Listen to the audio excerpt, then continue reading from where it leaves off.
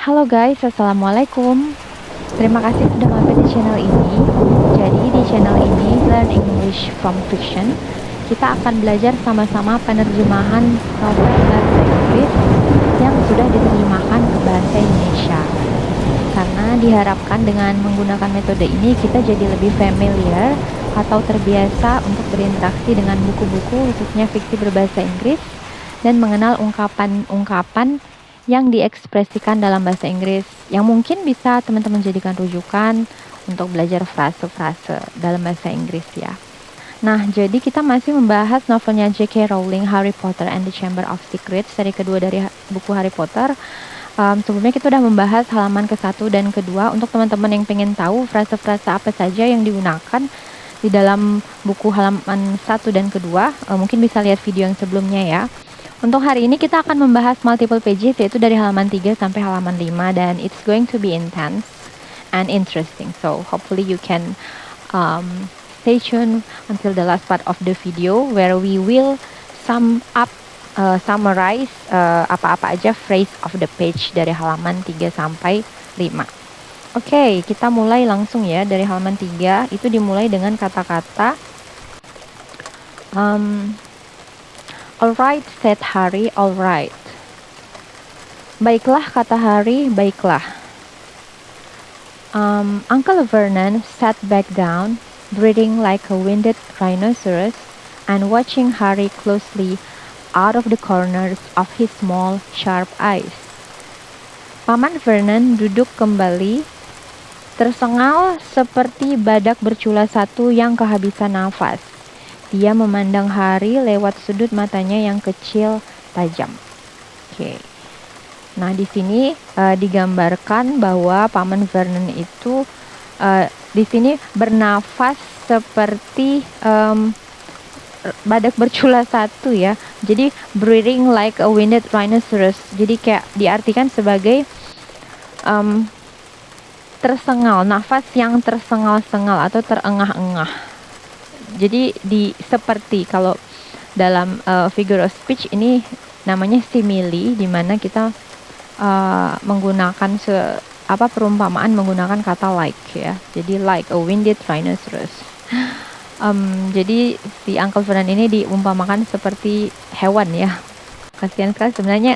Dari sini kita bisa lihat bagaimana si naratornya menggambarkan ketidaksukaannya pada Uncle Vernon, salah satu karakter yang merupakan memang bisa dibilang ya antagonis bagi si pemeran utama atau bagi Harry. Jadi Uncle Vernon itu memang peran yang menyebalkan, yang memang sepertinya layak untuk dibenci gitu, atau tidak disukai oleh pembaca karena tingkahnya yang memang menyebalkan ya.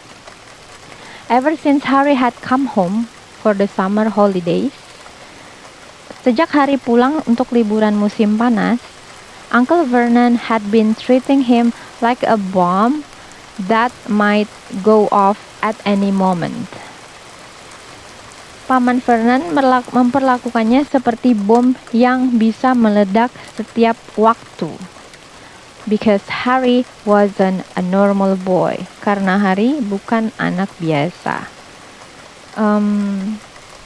Karena konteksnya di sini Harry itu kan penyihir ya, dan dia itu pergi ke sekolah sihir, dan sepertinya si Uncle Vernon ini sangat-sangat tidak terima kalau Harry ini adalah seorang penyihir gitu. Jadi kayak di satu sisi Uncle Vernon ini tidak suka pada Harry, dan juga dia di satu sisi juga takut kalau Harry itu marah terus Harry melakukan sihir dan Harry bisa merugikan keluarganya gitu. Jadi kayak melakukan hal-hal yang tidak diinginkan gitu. Makanya diumpamakan juga di sini another simile, treating him like a bomb that might go off at any moment. Jadi memperlakukan Harry itu seperti bom yang bisa meledak setiap waktu.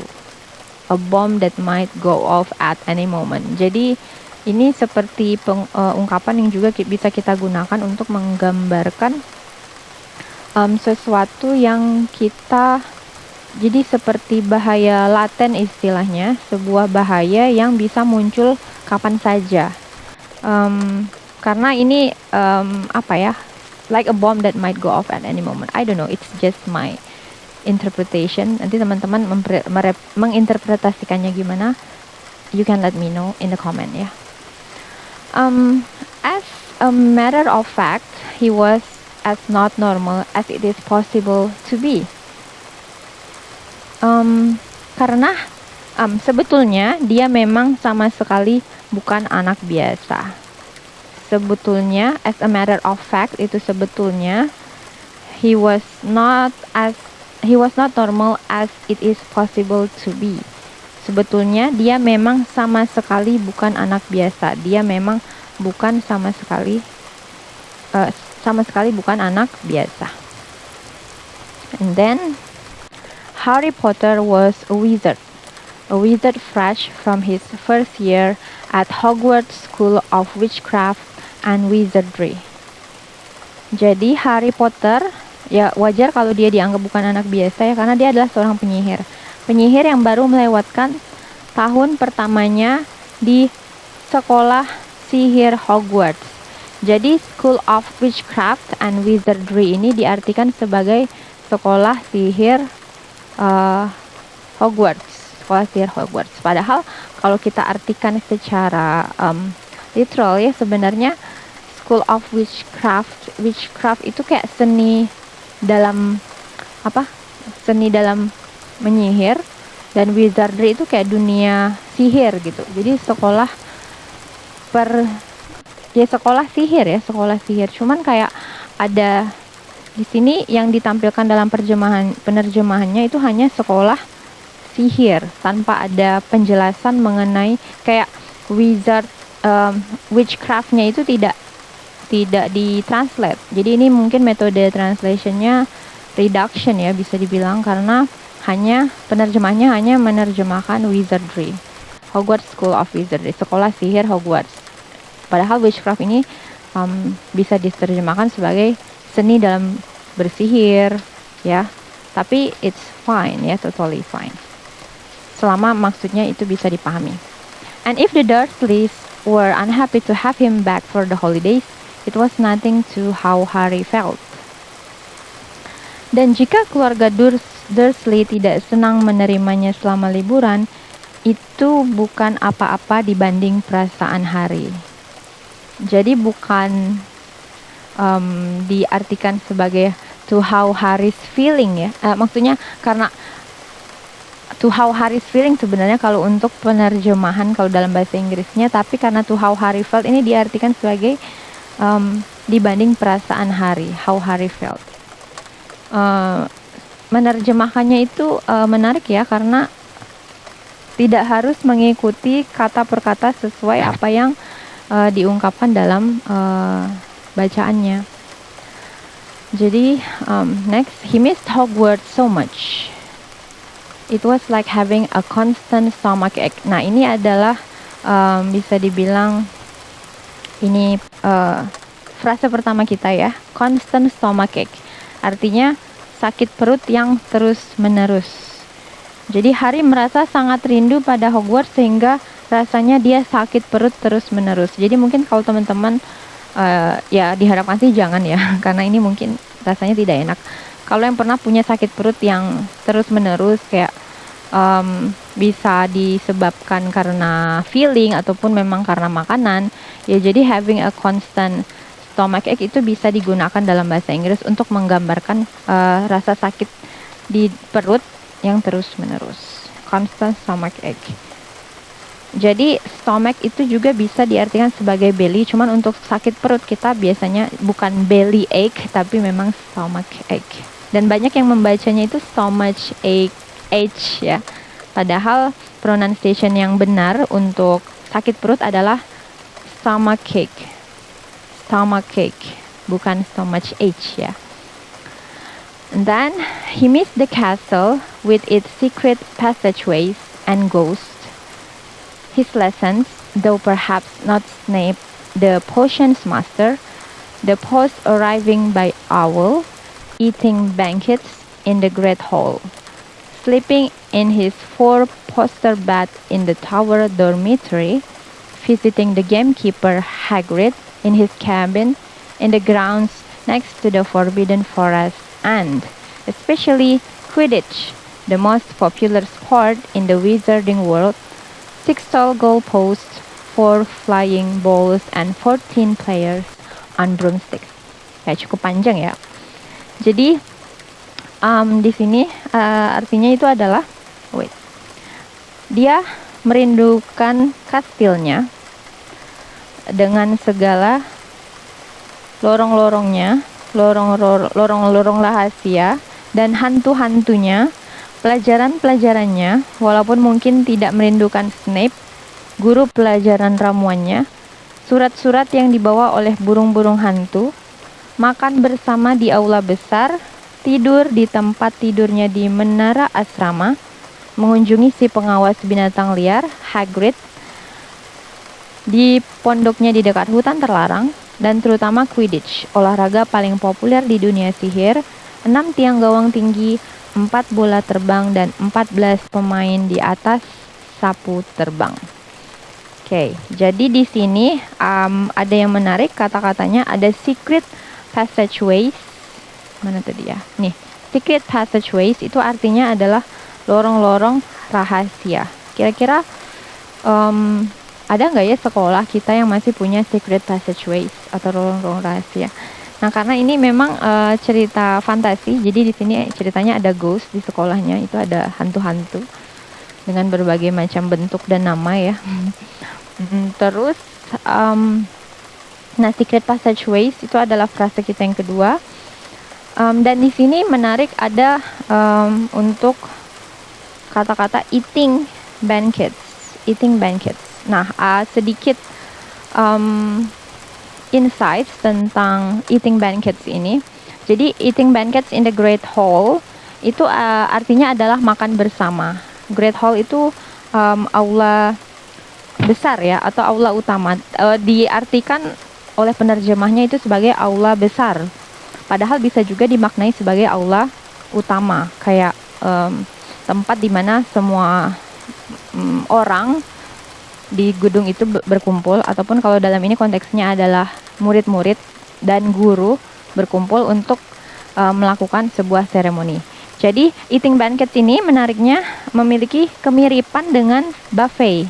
Mungkin teman-teman ada yang pernah dengar istilah buffet ya. Buffet itu makan bersama juga, cuman bedanya kalau untuk banquets ini a formal dinner for many people, usually to celebrate a special event. Jadi sebuah pelaksanaan makan bersama yang dilaksanakan secara formal, diikuti oleh banyak orang, biasanya untuk merayakan sebuah special event.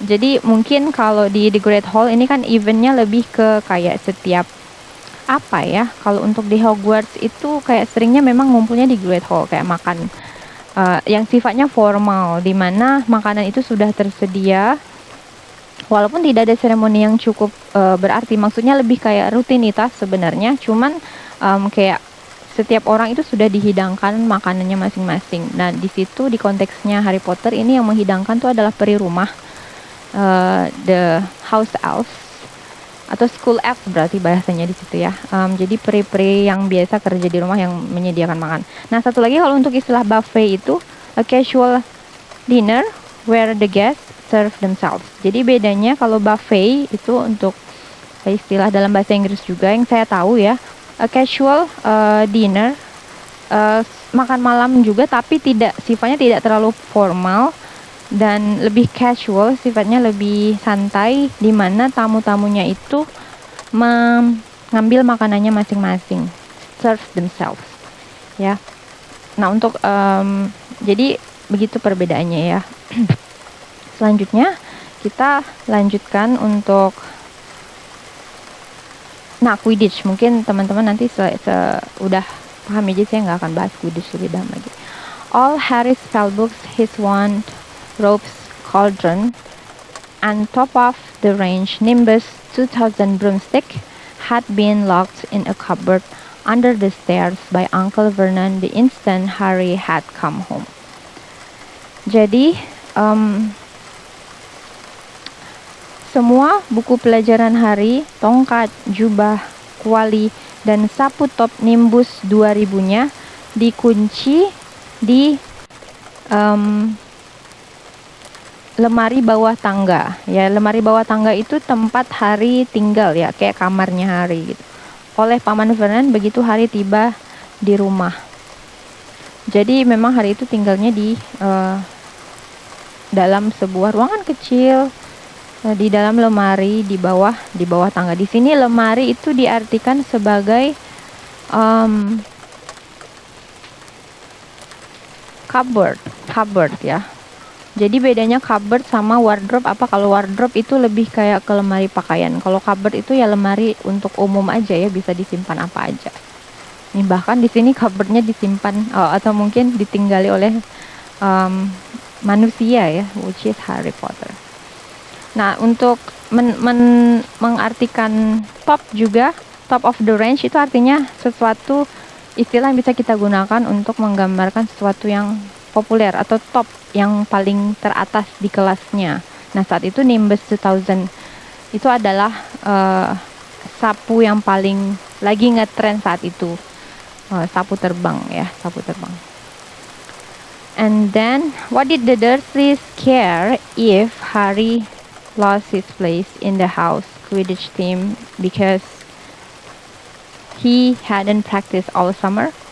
What was it to the Dursley if, termasuk ke halaman keempat, Harry went back to school without any of his homework done? Nah, jadi apa pedulinya keluarga Dursley kalau Harry kehilangan tempat di tim Quidditch asramanya karena dia tidak berlatih selama musim panas?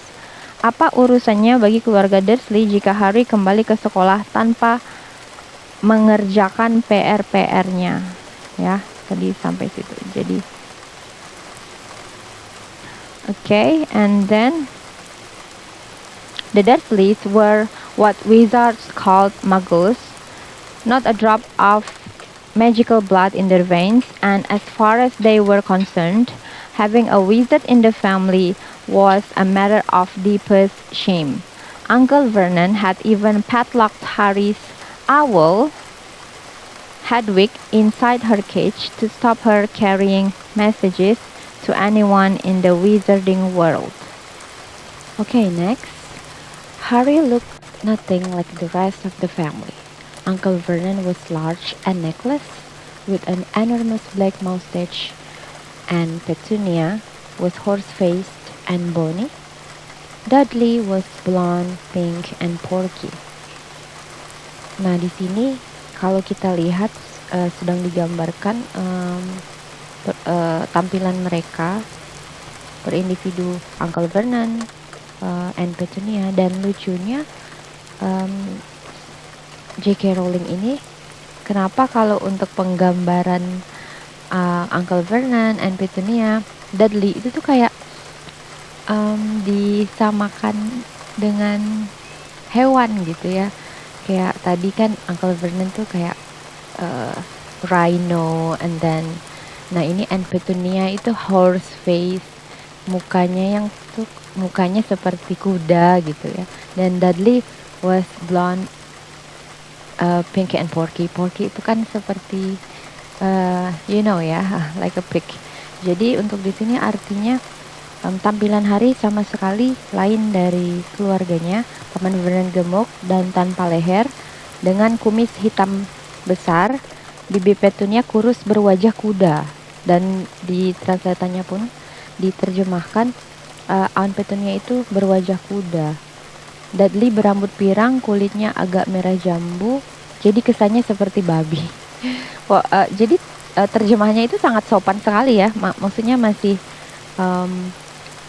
membahasakannya seperti, jadi kesannya seperti babi. Sedangkan di sini Porky itu ya memang seperti babi ya kalau untuk di dalam bahasa Inggris gitu. Nah itu kayak menunjukkan keberpihakan si narator terhadap si karakter, karena orang-orang yang menindas Harry itu digambarkan seperti hewan, jadi kayak ada ketidaksukaan gitu oleh naratornya. Jadi J.K. Rowling ini somehow lucu juga kali orangnya ya, jadi kayak memang buat kita tuh jadi membayangkan Paman Vernon, Bibi Petunia sama Dudley itu sebagai sosok yang sangat-sangat annoying ya, menyebalkan gitu. Harry, on the other hand, was small and skinny, with brilliant green eyes and jet black hair that was always untidy. He wore round glasses, and on his forehead was a thin lightning-shaped scar. Harry sebaliknya kecil dan kurus dengan mata hijau cemerlang dan rambut hitam pekat yang selalu berantakan. Dia memakai kacamata bundar dan di dahinya ada bekas luka berbentuk sambaran kilat. Nah, lightning shaped scar. Sedangkan untuk penggambaran Harry itu sangat-sangat hati-hati ya, naratornya. Jadi kayak ataupun J.K. Rowling-nya ini ya di satu sisi sangat hati-hati dalam menggambarkan Harry. Jadi matanya itu kayak diartikan sebagai brilliant green eyes yang mana merupakan mata hijau cemerlang. Brilliant itu kan artinya smart ya, pintar. Tapi oleh penerjemahnya itu diartikan sebagai mata hijau cemerlang. Jadi brilliant ini juga bisa diartikan sebagai cemerlang.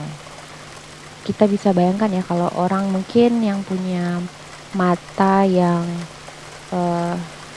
bisa, misalnya kita ganti, kalau Indonesia kan mungkin warna matanya lebih ke coklat atau lebih ke apa ya, jarang sih yang ada green eye. Tapi misalnya kita mau bilang ada anak pintar di kelas dengan matanya yang cemerlang, mata coklatnya yang cemerlang, kita bisa bilang his brilliant brown eyes. Jadi brilliant itu juga bisa diartikan sebagai cemerlang dan bisa untuk dijadikan salah satu deskripsi untuk menggambarkan mata ya. Saking apa ya? Ya mata yang cemerlang ya. I mean like you know. And then terus untuk rambut hitam pekat yang selalu berantakan. Jadi rambut hitam pekat itu di Inggrisnya adalah jet black hair. It was always untidy. Untidy itu berantakan ya. Untidy itu berantakan. Sama kayak messy juga adalah berantakan. He wore round glasses, kacamata bundar, udah jelas ya. Literal translation, a thin lightning shaped scar. Nah ini adalah salah satu ciri Harry juga yang paling menonjol adalah dia di keningnya itu ada bekas luka berbentuk petir, berbentuk sambaran kilat kalau di terjemahannya. It was this scar that made Harry so particularly unusual, even for a wizard. This scar was the only hint of Harry's very mysterious past, of the reason he had been left on the Dursleys' doorstep 11 years before. Bekas luka inilah yang membuat Harry istimewa, bahkan sebagai penyihir. Bekas luka ini satu-satunya petunjuk akan masa lalu Harry yang misterius, alasan kenapa dia ditinggalkan di depan pintu rumah keluarga Dursley 11 tahun yang lalu. Ya, di sini untuk penerjemahannya kurang lebih literal ya. Jadi menceritakan tentang Harry's mysterious past, masa depan yang misterius. Jadi dia itu masa lalu yang misterius ya. Jadi menceritakan tentang kenapa Harry itu unusual. Jadi dia itu termasuk karakter the chosen one ya di cerita ini. Itulah yang membedakannya dengan karakter yang lain, karena dia punya masa lalu yang bisa dibilang misterius karena belum diungkap juga di buku kedua ya.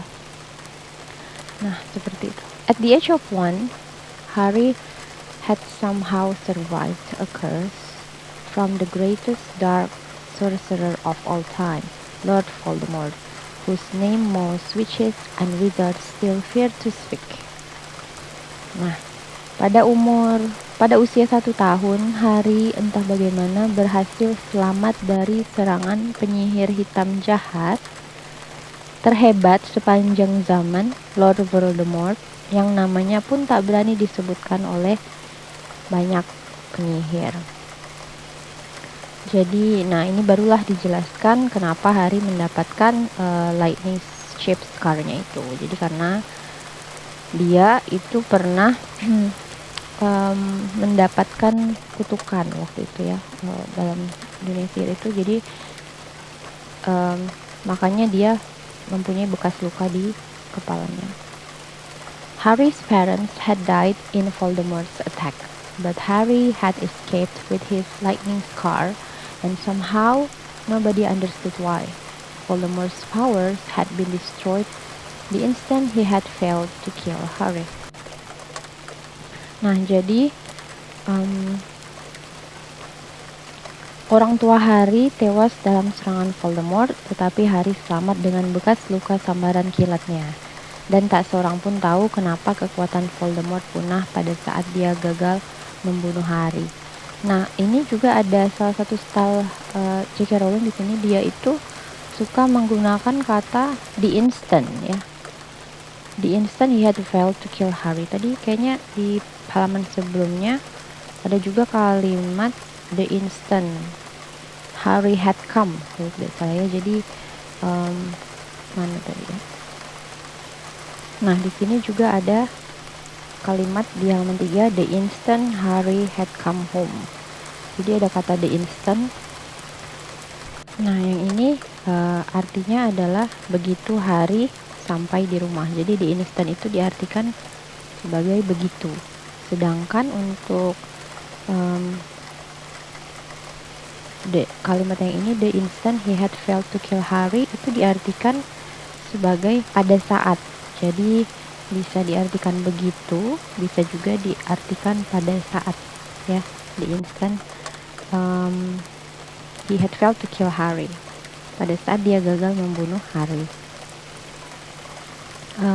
Jadi ya kadang ada mungkin kata favoritnya itu ya, kayak padahal kita bisa cari kata soon as atau at the time when. Nah, itu kan bisa juga ya, tapi ada kata di instant gini yang mungkin bisa teman-teman gunakan untuk membuat kalimat dalam bahasa Inggris ya. Jadi tidak harus pakai kata at the moment, at the time, soon as, tapi juga pakai kata the instant. So Harry had been brought up by his dad's mother's sister and her husband.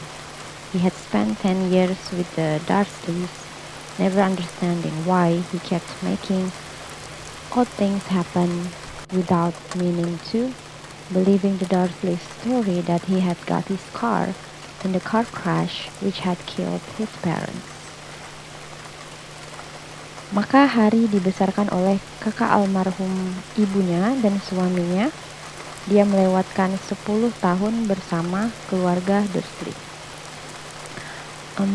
Tak pernah memahami kenapa dia tak putus-putus membuat hal-hal aneh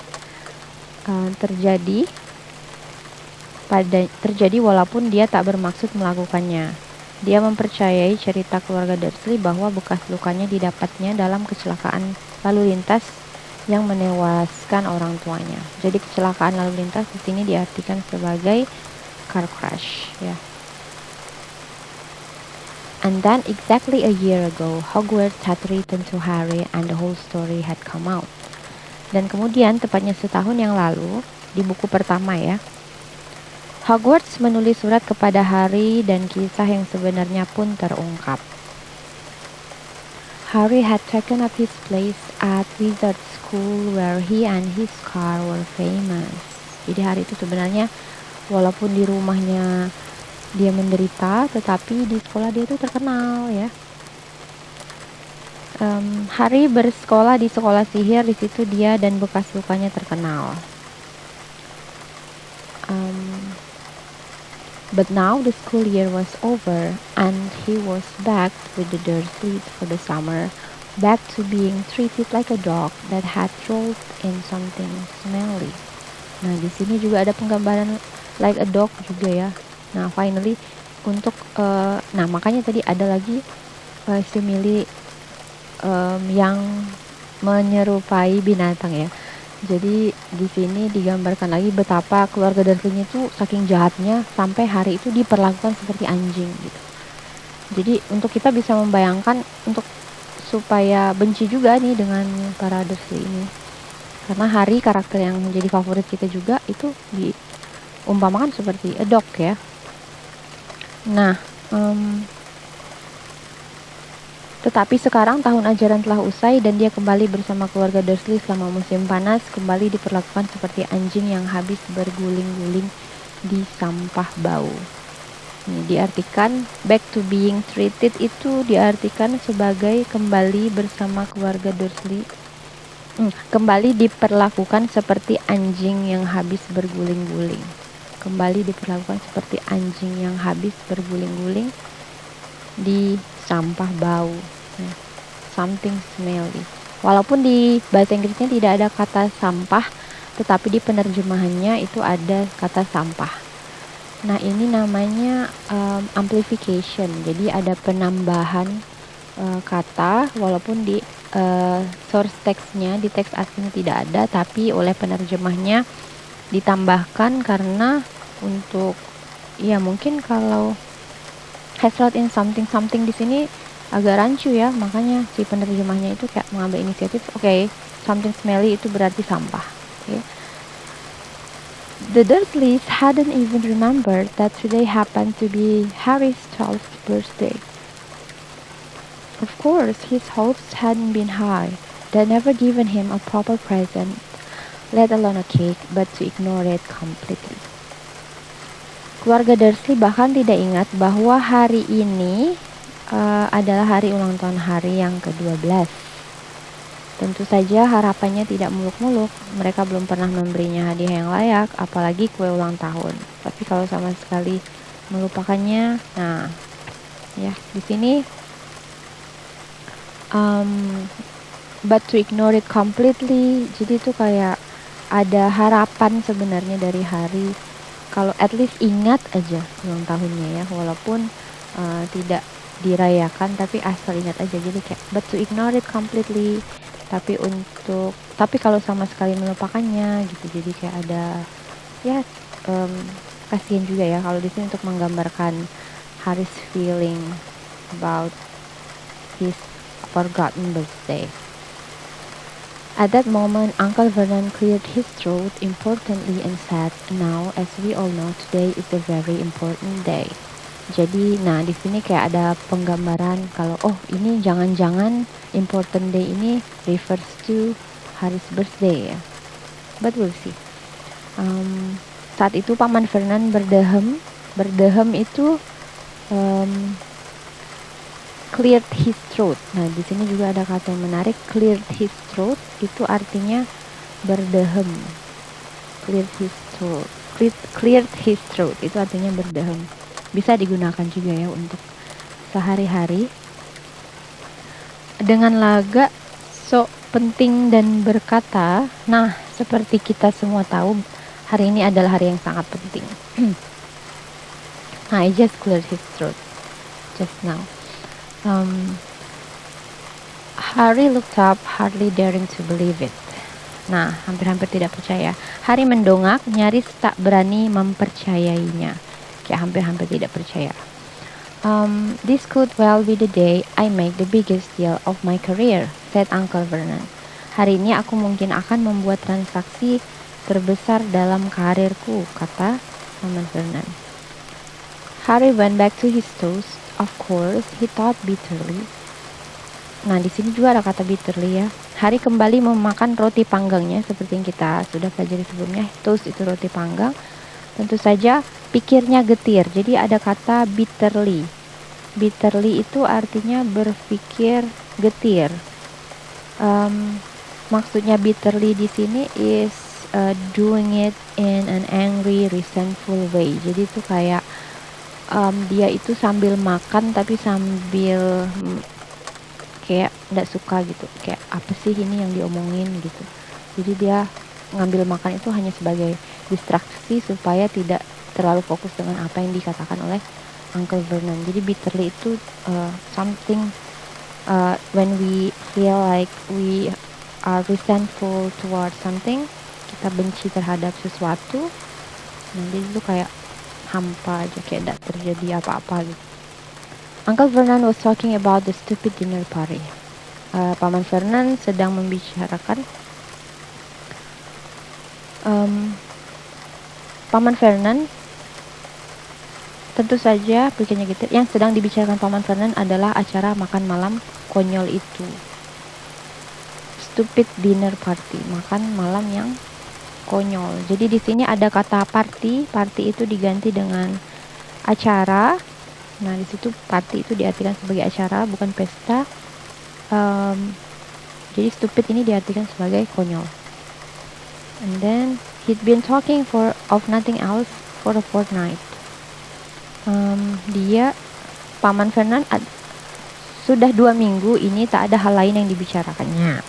Jadi di sana kata fortnight. Fortnight itu artinya 2 minggu ya.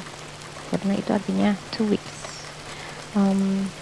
He'd been talking of nothing else for a fortnight. Nah, di sini sebenarnya kalimatnya dalam bentuk aktif, tapi penerjemahannya itu diubah jadi pasif. Jadi tidak, Paman Vernonnya itu tidak diletakkan di depan, tapi diterjemahkan sebagai sudah 2 minggu ini tak ada hal lain yang dibicarakannya. Some rich builder and his wife were coming to dinner, and Uncle Vernon was hoping to get a huge order from him. Uncle Vernon's company made drills. Nah, jadi ada pemborong kaya di sini.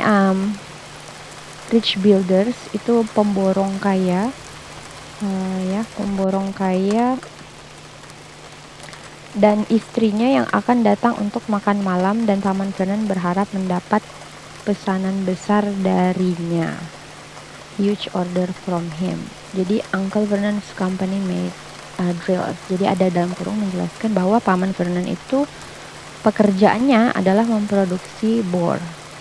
Jadi made drills itu maksudnya adalah memproduksi bor.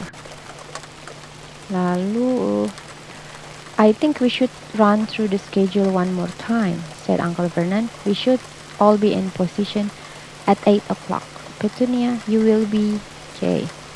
Nah, ini kalimat terakhir kita ya untuk video kali ini.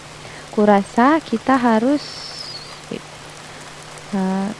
harus mengulang susunan acara kita sekali lagi, kata Paman Vernon. Kita semua harus siap di posisi masing-masing pukul 8 nanti. Petunia, kau di? Nah, jadi dia mulai mau menyusun strategi agar makan malamnya berjalan lancar. Dia tuh mau memastikan kalau hari itu tidak merusak pesta makan malamnya. Tapi Hari sendiri menganggap itu adalah stupid dinner party. Menurut Uncle Vernon itu adalah